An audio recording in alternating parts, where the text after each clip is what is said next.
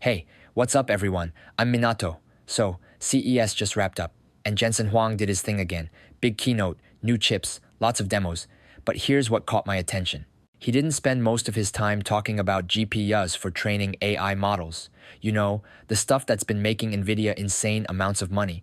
Instead, he kept going back to robots, self-driving cars, something he calls physical AI. NVIDIA's data center business is printing money right now, 90% of their revenue. So why is he up there talking about robots?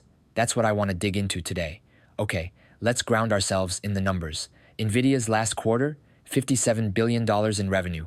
Data center was $51 billion, about 90%. Gaming was $4 billion. Automotive, $600 million, barely 1%. Right now, NVIDIA is basically a company that sells compute to cloud providers. Microsoft, Google, Amazon, Meta. They're buying GPUs to train models, run inference, power all their AI stuff. This business is incredible. High margins, crazy growth, tons of cash flow, but it's also concentrated. The top 4 customers make up about 60% of revenue. If just 2 of them slow down spending, NVIDIA feels it immediately. And these same customers? They're all building their own chips. Google's got TPUs, 7th generation now. They're even selling them to other companies. Amazon's got Trainium, 3rd generation just came out. Microsoft has Maya. Meta has MTIA. None of these can fully replace NVIDIA yet. CUDA is still a huge moat. But the trend is clear. Big customers don't want to be locked into one supplier forever.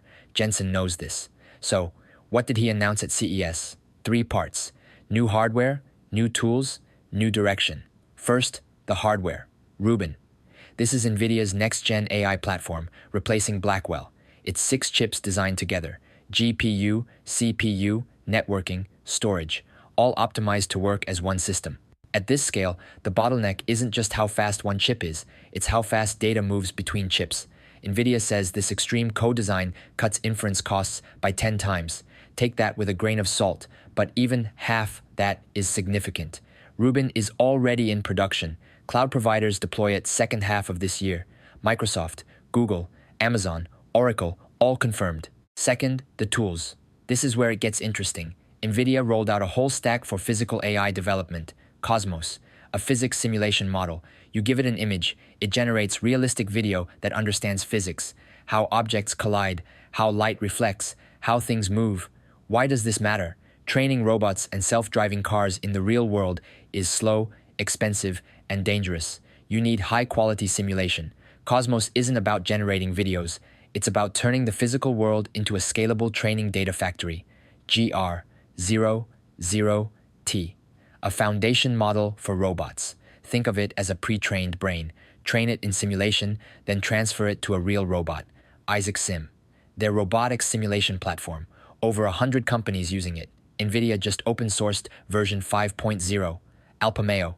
For self-driving, open source models including a reasoning-based driving model and simulation tools. Put this together. NVIDIA is building a complete pipeline.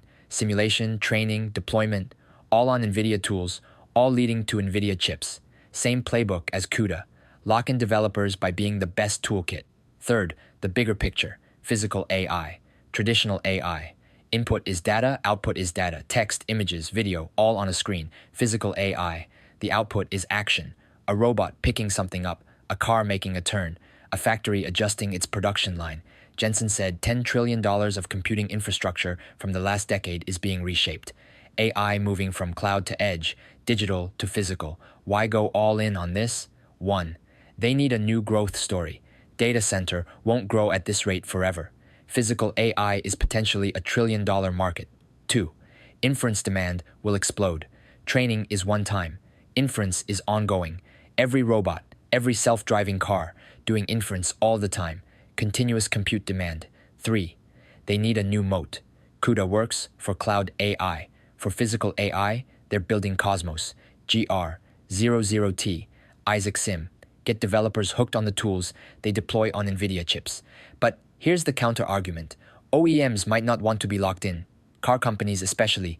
They hate being dependent on suppliers. So, NVIDIA's strategy is to be open. Alpamayo is open source. Isaac Sim is open source. Make NVIDIA the easiest choice, not the only choice. What to watch going forward? 1. Real-world deployment. CES demos are cool, but demos aren't products. Lots of robots at CES had issues.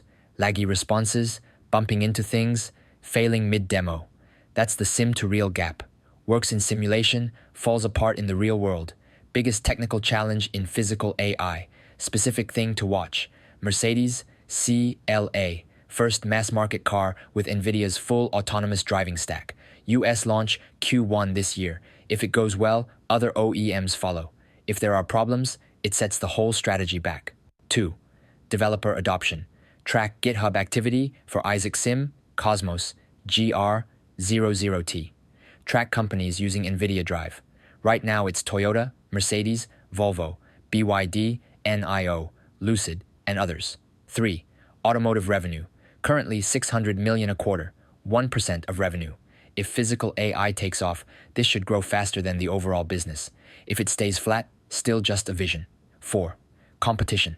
Tesla has their own chips, their own data, their own robot. Musk said at Davos that Optimus Gen 3 is in production, internal use only. External sales may be end of 2027. He called early output agonizingly slow. Google has Waymo expanding to 26 cities this year. Will these players use NVIDIA's tools or build their own?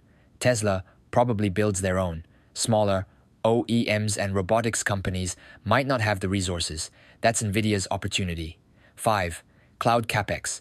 How much are Microsoft, Google, Amazon, Meta spending on AI infrastructure? Right now, still growing. If that slows down, NVIDIA's core business feels it first. All right, let's bring it together. NVIDIA right now, incredible business, but concentrated, and big customers are hedging. What Jensen showed at CES, a bet on physical AI, robots, cars, factories. The strategy? Build the whole stack. Lock in developers the way CUDA did. Does the logic make sense? Yeah, physical AI is a huge market, needs a lot of compute, but real questions remain. Can they close the sim-to-real gap? Will OEMs accept being in NVIDIA's ecosystem? What does competition look like in 5 years? If you're following NVIDIA, don't just watch data center revenue. Watch automotive. Watch developer adoption. Watch the Mercedes CLA. That's where you'll see if the next chapter is actually happening. All right, that's it for today. If you found this useful, hit subscribe. See you in the next one.